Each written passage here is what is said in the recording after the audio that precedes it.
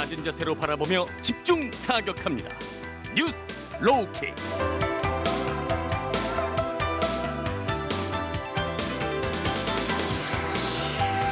네, 낮은 자세로 오늘의 이슈를 집중 타격하는 시간이죠. 뉴스 로우킥 코너입니다. 월요일 로우킥을 함께하는 두 분 만나보죠. 한겨레 김한 기자 그리고 오창석 시사평론가 나오셨어요. 어서 오세요. 네, 안녕하세요. 안녕하세요. 네, 오창석 평론가는 제가 이제 격리가 해제된 이후에 반갑게 맞았고 김한 기자는 참 오랜만에 뵈요. 네. 근데 어떻게 잘 요리조리 잘 피하고 계신 건가요? 저는 코로나를? 그냥 있었는데 네. 다 사라지셨더라고요. 다 사라졌어요. 옆에 네. 사람들이. 저도 방송에 나오시는 저희 패널 한 20몇 분 중에 그 절반이 동시에 사라져가지고 저를 포함해서 네 잠시 그래서 그동안 열의를 하셨다고 우리 김한 기자가 얘기를 들었습니다. 네, 여기저기 다니면서 진짜 코로나가 정말 운의 문제가 됐다 이제. 운의 문제가 됐다. 네, 이런 생각을 했습니다. 알겠습니다. 고생 많으셨고요. 여러분 TBS 유튜브 채널에서요. 지금 보이는 라디오로 함께 하실 수 있습니다. 보이는 라디오 들어오시면 저뿐만 아니라 우리 김한 기자 그리고 오창석 시사평론가 함께 하실 수 있고요. 여러분의 의견도 기다리고 있습니다. 무료로 이용할 수 있는 TBS 앱을 활용하셔도 좋고요. 짧은 문자 50원, 긴 문자 100원이 되는 샵 0951번으로 많이 의견 보내주세요. 오늘도 이슈를 여러 가지 짚어볼 텐데요. 먼저 문재인 대통령의 신년사 빼놓을 수가 없겠죠. 올해 국정 운영 방향을 담은 내용들이 발표가 됐습니다. 2021년을 회복의 해, 포용의 해, 그리고 도약의 해가 될 것이다. 이런 내용들을 강조했는데요. 먼저 준비한 내용 잠깐 들어보시죠. 이제는 드디어 어두운 터널의 끝이 보입니다. 다음 달이면 백신 접종을 시작할 수 있습니다.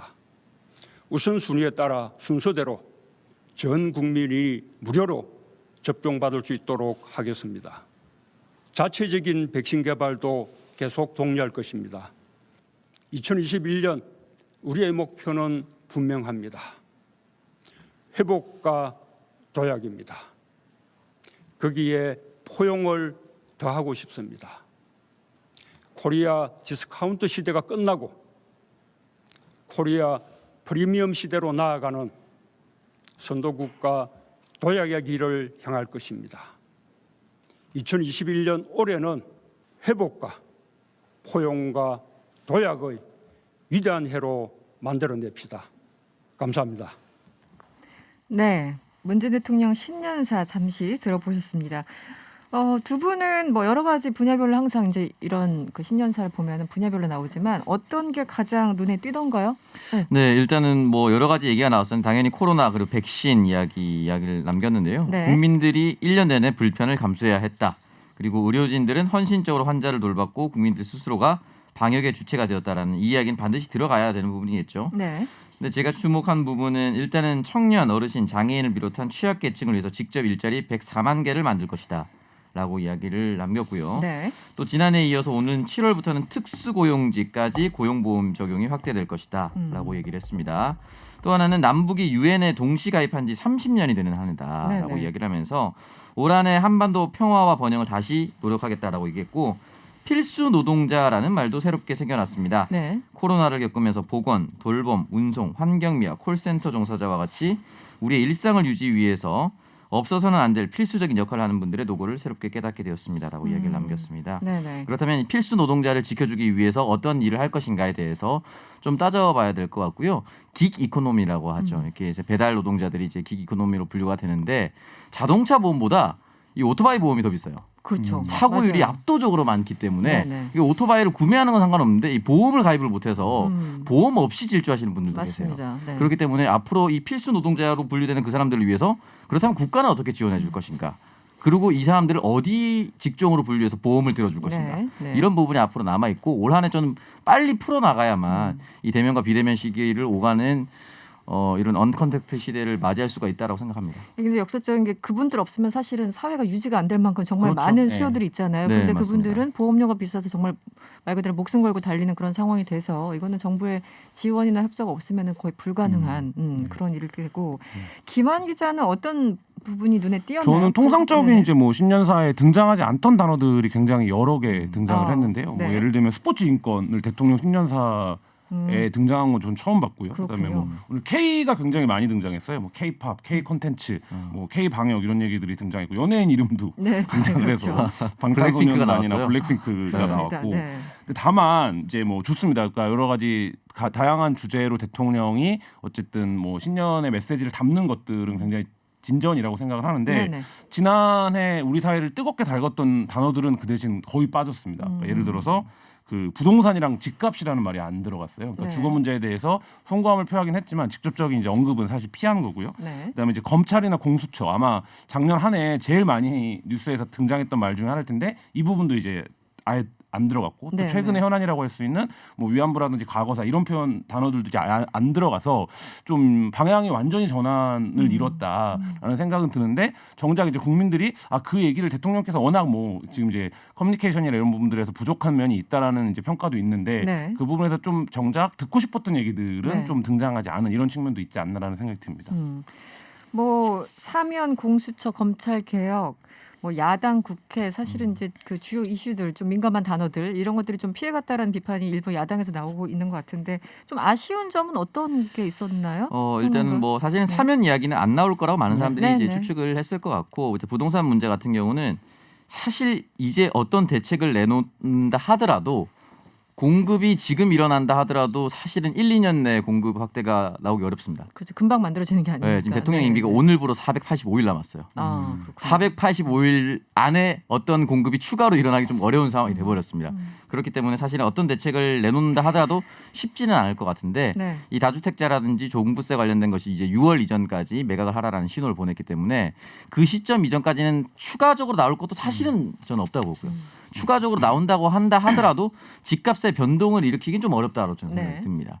그렇기 때문에 아마 언급하기 조금 어려운 부분이 있지 않았을까. 어떤 얘기를 하더라도 당장 먹힐 수 있는 부분이 없었기 때문에 네, 네. 그렇고 공수처나 검경수사권 문제 이런 부분은 사실은 계속해서 대통령이 언급을 하지 않았습니다. 네. 왜냐하면 아마 이 부분에 대해서는 뭐 여러 가지 대통령이 회피한다라고 생각하시는 분들도 계실 거고요. 또 어떤 일각에서는 노무현 대통령이 스스로 나와서 너무 전면에 나서다 보니까 이것이 대통령과 검찰, 대통령과 야당의 정치 게임으로 분류가 돼서 네, 네. 오히려 검경 수사권이라든지 검찰 개혁하는데 힘들었다라고 생각을 해서 그 반성적인 효과로 문재인 대통령이 오히려 언급을 하지 않고 있다. 반발 정도 빠져 있는 듯한. 네, 그렇다고 얘기하시는 분들도 있습니다. 예. 저는 뭐 알겠습니다. 네. 어쨌든 청와대가 뭐 검찰 개혁 이슈가 지난해를 뜨겁게 달궜는데 대전환 프레임을 전환하겠다라는 이제 의지를 비춘 측면이라고 생각을 하고요. 프레임과 관련해서 제일 유명한 책 중에 하나가 코끼리는 생각하지 마라는 네, 책이 네. 있는데 여기서 코끼리를 생각하지 말라고 코끼리를 언급하는 순간 코끼리만 생각하게 그렇죠. 되는 상황이기 때문에 사실 이제 그동안 한국 사회를 뜨겁게 달궈왔던 갈등 이슈들을 대통령이 의도적으로 그러니까 거의 뭐 다 뺐거든요. 그 갈등 이슈들은. 그러니까 이번에는. 네. 그래서 이 프레임을 바꾸겠다. 전국 운영의 프레임을 이 의지를 좀 천명을 한 것 같은데 다만 정치라는 게 이제 기본적으로 갈등을 조정하는 행위고 대통령 제하에서 대통령이 하는 모든 행위가 정치라고 볼 그렇죠. 수 있는데 네네. 그 측면에서 그러니까 이런 이제 의도적인 선택 같은 것들이 실제로 어떤 정책 행위로 비칠 것이냐 이 부분에 대해서는 뭐 좀 평가가 평가가 엇갈린다. 있을 수 있다고 봅니다. 그래서요, 이 정치권 반응 뭐 당연히 엇갈리는 거고 여야가 바뀌면 항상 그 서로 여야 당 이름만 바꾸고 바뀌어 쓰는 것처럼 이 반응들이 나오는데 오늘은 어땠습니까? 네, 일단 뭐 최인호 민주당 대변인 같은 경우는 네. 뭐 국정운영 동반자로서 다 함께 잘 사는 대한민국을 만들겠다라고 얘기를 했고요. 뭐 당연히 이런 류의 네. 반응이 나올 수밖에 없죠. 여당은 그렇죠. 네. 네, 국민의힘 같은 경우는 이제 배준영 대변인이 눈 감고 귀 닫은 동문서답이다. 국민 목소리에 충실히 귀 기울여 달라. K 방역 신화에 대한 맹신, 북한에 대한 짝사랑도 이제는 접을 때가 되지 않았나라는 이야기를 남겼습니다. 네. 그리고 또 등장하신 분이 이재명 경기도지사예요. 네. 깊이 공감한다면서 문 대통령 신년사에 의견을 보탰어요. 네, 그 이재명 경기도지사가 선택적인 발언과 침묵을 요새 반복하고 계신데 자기가 이슈를 주도할 수 있는 얘기가 네. 나오면 그걸 놓치지 않고 정치인으로서는 저는 뭐 뭐 영리한 훌륭한 거죠. 덕목이라고 네, 생각합니다. 네. 그래서 네. 오늘 무슨 얘기를 했냐면 대통령이 평생주택 얘기를 했어요. 주거안정 관련된 얘기를 하면서 이 철학을 본인이 현실에서 구현하겠다 이렇게 얘기를 하면서 가장 큰 병폐인 부동산 투기와 막대한 가계부채 부담, 총수요 부족의 악순환을 끊어내기 위해 최선을 다하겠다라는 얘기를 했는데 이재명 지사의 뭐 대표적인 정책이 이제 기본소득이 있고 지금 이제 얘기하고 있는 게 네. 기본주택 기본주택 관련된 얘기를 하고 있는데 네. 이 기본주택 같은 경우에는 다른 지자체에서는 거의 추진하지 못하고 경기도의 어떤 그 상징적인 지금 정책이 또 되어가고 있는데 네. 이 부분과 관련해서 오늘 대통령의 국정운영사에서 본인이 그 부분을 현실적으로 실현하고 구현하고 있다 이런 얘기를 했습니다. 지금 경기도에서는 그 고위공직자들 집 2채 이상 갖지 네. 못하도록 하는 네. 정책을 펴고 있는 거잖아요, 실제. 네, 알겠습니다.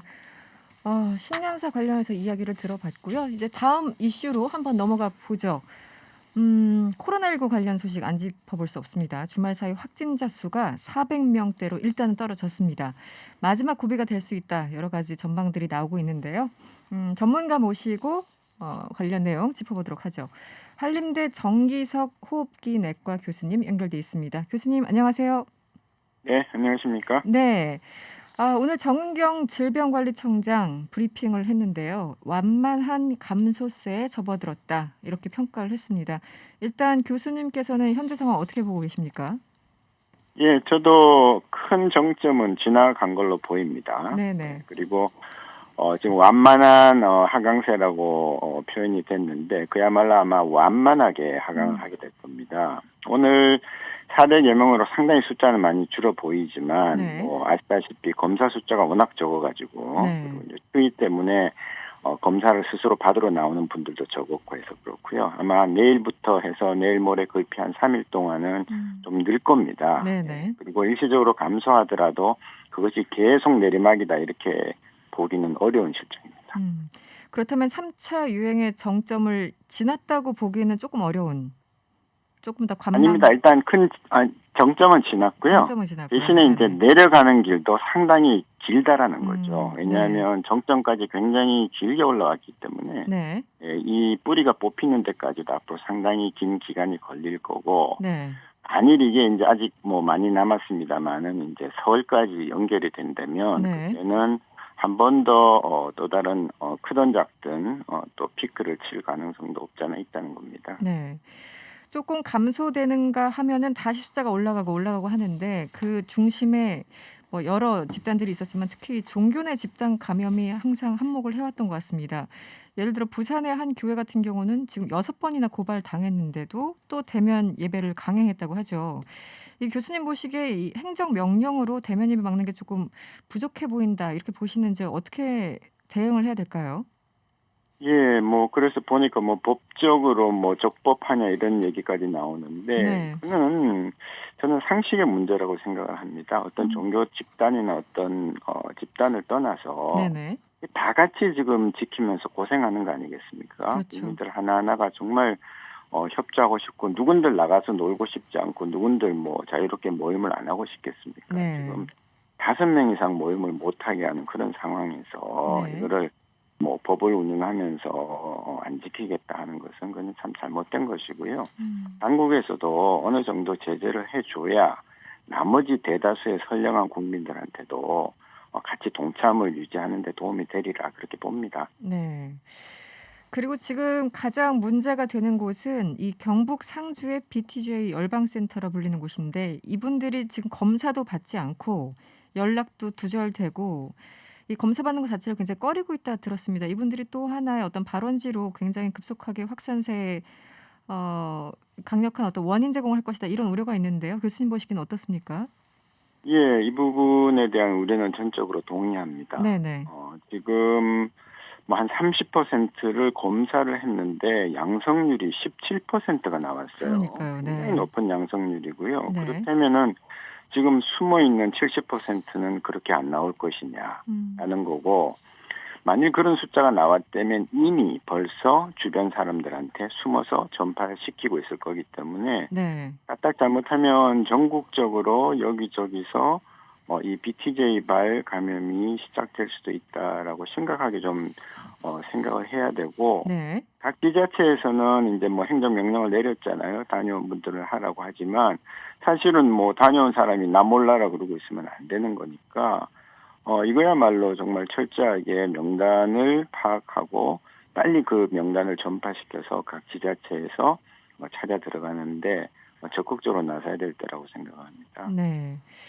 알겠습니다. 검사 받지 않고 핸드폰 끄고 있으면 사실은 정부에서 아무리 노력해도 찾을 수가 없기 때문에 여러 가지 좀 문제가 되고 있는 게 사실입니다.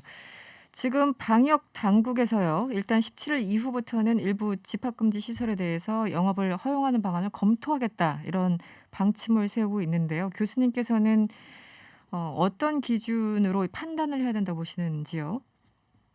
예, 일단은 이제 몇몇 군데서 강하게 이의를 제기한 것이 형평성 문제 아니겠습니까? 그렇습니다. 네. 그래서 기존에 지금 그 허가한 정도가 있습니다. 당국에서. 예, 그 허가한 곳을 유지를 하시려면은 네. 나머지 이 부분들에 대해서 형평성을 지켜줘야 된다는 거죠. 그렇지 네. 않으면은 이 앞으로도 이 금년에도 잘 끝나기 힘든 이 코로나 정국을 이 상태를 계속 협조를 얻으면서 갈 수는 없는 것이고요. 네. 뭐 다들 인정하는 바이지만 국민들이 협조하지 않으면 외국의 일부 나라에서 보듯이 뭐 감염이 조절이 안 되는 것은 뻔합니다. 그래서 네. 저는 첫째는 형평성을 고려한 과학적인 판단을 해야 된다는 거고요. 거기에 중심에는 어떻게 허가를 하더라도 마스크를 절대 벗지 말아야 된다는 전제를 해야 됩니다. 네. 대부분 실내 시설이니까요. 그렇죠. 네. 그 다음에 거리두기 원칙을 지켜줘야 됩니다. 그러니까 굉장히 큰 실내 공간, 환기도 잘 되는 공간에도 9명, 네. 아주 좁은 지하에도 9명, 이렇게 지금 일괄적으로 9명까지 인정하는 것은 조금 그것도 역시 형평성에 어긋나는 것이거든요. 그래서 우리가 잘 알고 있는 가장 기본인 2m 거리두기, 네. 마스크 반드시 끼기 네. 라는 대전제를 확실하게 달고 그 다음에 이제 검토를 하신다면 뭐 조금 더 형평성도 있고 네. 좀 더 방역적인 측면에서 더 과학적인 그런 허용의 범위가 나오지 않겠나. 알겠습니다. 교수님 조금 다른 질문을 드릴게요. 지금 긴급사태, 일본에서 일부 지역에 대해서 긴급사태를 선언을 했는데요. 일본에서 변이 바이러스 등장했다고 하고 뭐 앞서서는 영국과 남아공 변이 바이러스에 대해서 여러 가지 보도를 많이 접했습니다. 이게 차이가 있는 건가요? 어떻습니까?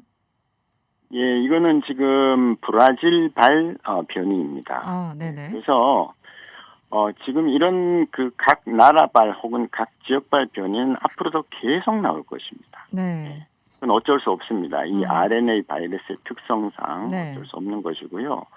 만일 백신이 들어가서 이제 항체를 만들어서 바이러스를 갖다가 공격해서 줄이게 되면 바이러스는 그 공격을 피하기 위해서 또 변이를 합니다. 네. 네. 그때는 지금같이 스스로 변하는 게 아니라 외부의 요인에 의해서 네. 백신에서 변하기 때문에 백신에 잘 듣지 않는 변이 바이러스가 나올 가능성은 점점 더 커지는 거죠. 네. 그래서 우리나라는 지금 이 변이에 대해서 일본은 지금 상당히 많은 부분들을 검사를 하고 있는데 우리는 그렇게 많이는 못하거든요. 그래서 정경청장도 밝혔지만 국내에서 발견되는 모든 바이러스에 대해서 일정 부분을 정기 검사를 계속 해야 됩니다. 그래서 영국, 사우스아프리카뿐만 아니라 어떤 변이라도 계속 찾아내면서 네네. 이 변이가 어디서 왔는지, 무슨 문제가 될 것인지에 대해서 질병청에 속해 있는 국립보건연구원에서는 계속 이것을 보고 기초자료를 계속 제공해야 될 의무도 있고 또 네. 그런 능력도 있거든요. 꼭 네. 필요한 부분이라고 생각합니다. 알겠습니다. 네, 오늘 말씀은 여기까지 듣겠습니다. 감사합니다. 네, 감사합니다. 네, 지금까지 한림대 성심병원 정기석 교수였습니다. 코로나19 국내 상황 조금 나아지는 것 같지만 뭐 지금 말씀 들으신 것처럼 변이 바이러스 네. 가능성 계속 있고요. 지금 정말 문제가 되는 건 아까 잠깐 다뤘습니다만 경북 상주에 있는 이 BTJ 열방센터 지금 어떤 상황인지 설명 좀 해주시죠. 네, 굉장히 심란한 상황인데요. 어쨌든 심란한, 네. 아슬아슬하게 유지되고 있는 K 방역을 방해하는 새로운 악당이 등장했다 이렇게 표현해도 될 정도로 네, 심각한데요. 네. 그러니까 지금 그 중앙방역대책본부에 따르면 BTJ 열방센터 방문자가 2,837명입니다. 근데 네. 이 중에 아직 70% 가량이 검체 검사조차 받지 않고 있어요. 그러니까 검사를 받은 사람이 30%에 불과한 거죠. 이 사람들 중에 지금 154명이 확진 판정을 받았고요. 이 154명이 전국 8개 시도 21개 종교 시설을 방문해서 추가로 351명을 감염을 시킨 상황입니다. 그러니까 이 지금 이제 센터 시설 하나에서 505명이 발생을 최근에 한 건데요. 그렇죠. 이게 지금 전국 제가 8개 시도지자체라고 말씀을 드렸는데 그러니까 이 BTJ 열방센터발 전국 전파가 이제 시작이 된 상황이고 근데 문제는 이들이 지금 검사조차 받지 않고 있기 때문에 네. 사실 어떤 어떤 경로로 어떻게 추적해야 가는지 그러니까 방역대책본부가 방향을 잡기가 굉장히 어려운 상황이기 때문에 하루라도 빨리 검사를 받아야 된다. 이렇지 않으면 사실 지금 아슬아슬하게 유지되고 있는 이 상황도 또 어려워질 수 있다 이런 생각이 듭니다. 30% 정도밖에 검사 안 받았는데 어쨌든 관련해서 네. 505명이 지금 네. 확진이 된 거니까 어마어마한 숫자인데 도대체 여기 뭐 하는 데인지 궁금하다 하시는 분들 네. 계세요. 이 센터를 운영하는 선교 단체가 인터콥이라는 곳인데 네. 어떤 단체인가요? 일단 인터콥이 해외 선교를 목적으로 1983년에 설립을 했고요. 네. 현재까지 약 1,200여 명의 전문 선교사를 해외 각지에 파견을 했다라고 합니다. 네네. 서울 본부를 중심으로 전국에 67개의 지부와 시설이 있고요. 이슬람과 불교, 힌두교 등 다른 종교를 주로 믿는 지역에 이 개척 선교를 하고 있다라고 합니다.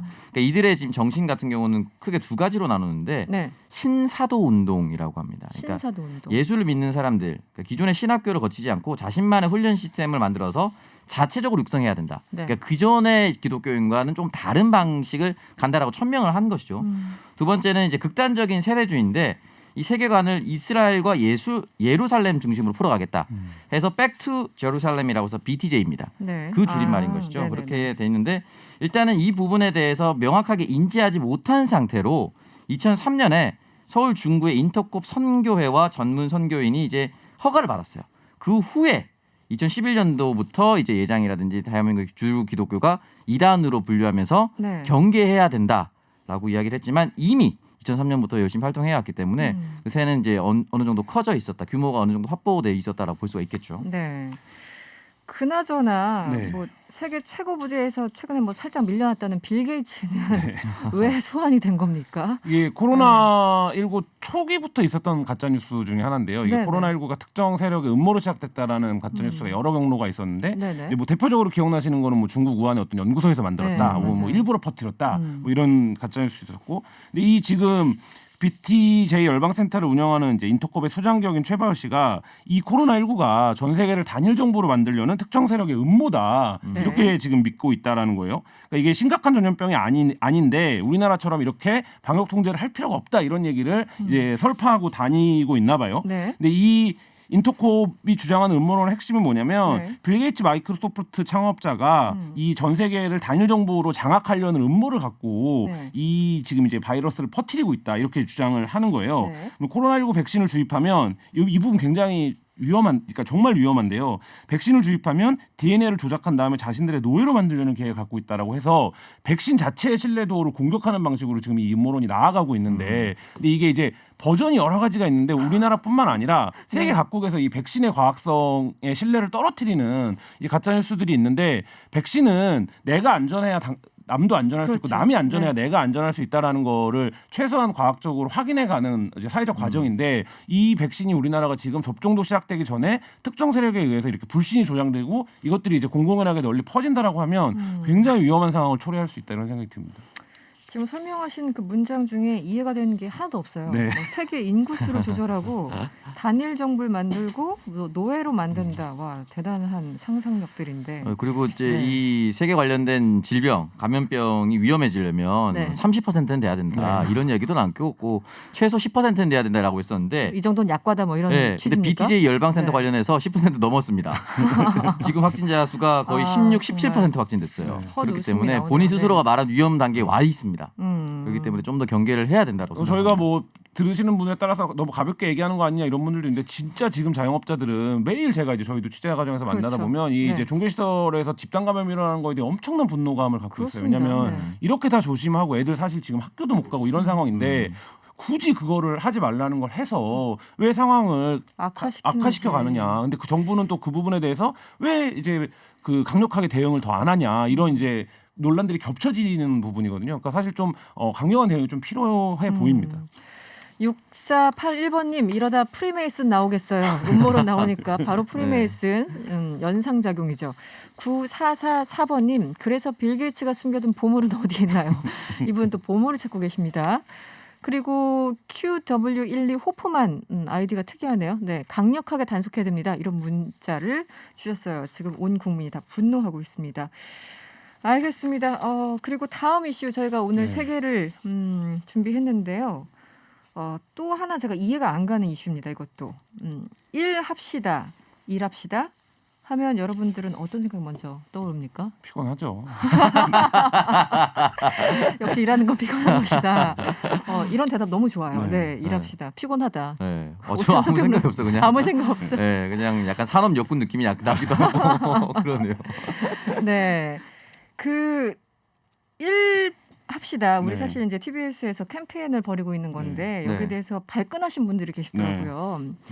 지금 여러 그 진행자들을 국민의힘 뭐 그쪽에서 이제 고발을 한 것 같은데 저는 다행히 네. 좀 늦게 합류하셔서 조인을 고발이 안 해가지고 됐군요. 네. 피해갔다고 합니다. 네, 김어준 근데 뭐 이거 사실 그냥 적나라하게 얘기하면 네, 유치한 얘기죠. 그러니까 예를 들면 네. 김어준 씨에 대한 어떤 반감을 네. 다른 경로나 구실을 통해서 이 고발을 한 건데 사실 뭐 이게 뭐 그러니까 뭐 한쪽에서는 진지하게 뭐 언론 탄압이다 장악이다 뭐 정치권에 대한 이런 얘기도 하는데 저는 이 일합시다가 민주당을 지지하는 캠페인이다라고 생각을 해서 그거를 법리적인 어떻게 판단을 구해보겠다는 게 그렇게까지, 굉장히 연결이 좀, 되는지 혹시 모르시는 분 계실 것 같아서 이게 사실은 TBS가 지난해 11월에 네. 유튜브 구독자 100만 만들기 캠페인을 진행한 거예요. 네. 그래서 이제 일합시다 플러스 1 뭐 이런 뜻으로 그냥 캠페인을 벌인 건데 그것도 무려 지난해 11월에 그러니까 선거와 전혀 상관도 없는 건데 여기에 대해서 공직선거법 위반 혐의로 고발을 했습니다. 국민의힘 네. 쪽에서.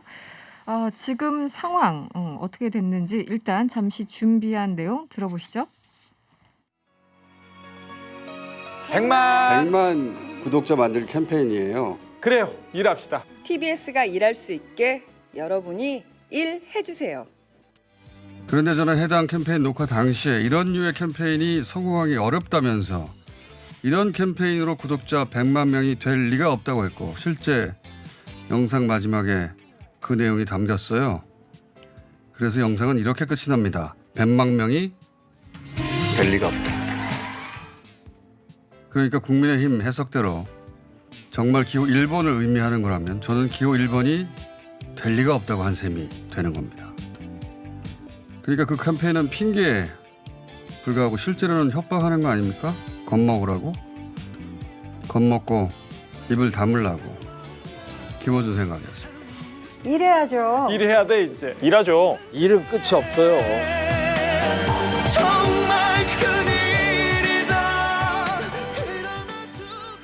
네, TBS 일합시다 캠페인의 일부를 처음에 들으셨고 뒤에 나온 이제 목소리는 오늘 오전에 김어준 공장장이 뉴스공장에서 한 발언 함께 들으셨습니다. 정말 큰일입니다. 네, 큰일이에요. 네, 우리 일을 하고 있는데 일을 못하게 하신 분들이 너무 많이 생겨가지고 그런데 뭐 오해는 할 수 있는데 그렇다고 고발하시는 분들도 있는가 하면 이걸 고발을 하려면 네. TBS 뭐 대표나 이렇게 고발을 해야지 왜 TBS 방송을 진행하는 사람들을 그러니까 이 전체 구도가 너무 유치해갖고 네. 사실 대표를 잡아가라. 아니 뭐 당연히 책임으로 따지면 대표를 고발하고 대표가 책임을 져야지 네. 이 방송국에 출연하는 그 방송을 진행하는 사람들을 왜 그것도 모두를 고발 넣은 것도 아니고 그러니까 그냥 선택적으로. 미운 것 같아요. 그냥 밉다. 네. 싫다고 그냥 얘기하면 되는데 일부의 네티즌들은 이런 식으로 걸면 지금 TBS의 색깔이 예전에 바른미래당 색이다. 그렇군요. 바른미래당을 지지하는 것이냐 이런 네. 식으로까지 얘기를 하고 TBS가 있고. 캠페인을 일합시다 네. 아니라 이합시다로 하면 안 되나요 그러면? 그러니까 이게 뭐 유튜브 지금이라도 구독자를 한 바꿔야죠. 명당 2명씩 네. 올릴 수가 없어요. 애초에 이제 이가 불가능한 상황인데. 네. 구독을 2로 네. 늘리는 것은 근데 일단 여기 사법시험 준비생 모임에서 고발을 했고요. 네. 지금 오늘 저녁입니다. 대검찰청에 배당이 돼서 서울 서부지검이 수사에 착수했어요. 배당이 참으로 빨리 되네요. 네, 배당 서부지검에서 안 되는. 수사에 착수해서 이걸 어디서 어떻게 조사할 거예요? 그래서 이거 자체가 조금 저는 어떻게 보면은 광범위한 언론 탄압이고 국민의힘 측에서 이거를 계속해서 끌고 가는 것 자체가 이해가 안 되는 것이 이번 서울시장 선거가 김어준을 찍어내는 것이 서울 시민이 원하는 것인가 가장 급선무인가라는 생각을 좀 해봐야 되거든요. 아무래도 지금 방금도 말씀하셨지만 자영업자들 정말 힘듭니다. 그렇죠. 네. 실내 스포츠를 운영하시는 분들은 항의성 또 개관도 하고 이러고 있는 상황에서 삶의 지금 절체절명의 위기 속에 마지막에 가 있는데 이런 거에 대해서 힘을 쏟는다는 것 자체가 사실 좀 이해하기 좀 어렵죠. 네. 4978번님이 문자 주셨는데요. 저는 6시인데요. 저도 걸리는 건가요? 6은 어디서 걸리는 걸까요? 1948번님 사장을 잡아가야지 프리랜서들이 무슨 잘못인가요? 뭐 이런 문자도 함께 주셨습니다. 네, 하여튼 그 다양한 사람들의 다양한 상상력을 다시 한번 경험하는 시간이 아니었나 싶기도 하고요. 어쨌든 오늘 여러 가지 이슈를 다루시느라고 여러분들도 고생 많으셨습니다. 뭐 계속 일해야죠. 네. 네. 알겠습니다. 지금까지 김한 기자 그리고 오창석 평론가였습니다. 오늘 고맙습니다. 감사합니다. 네, 감사합니다.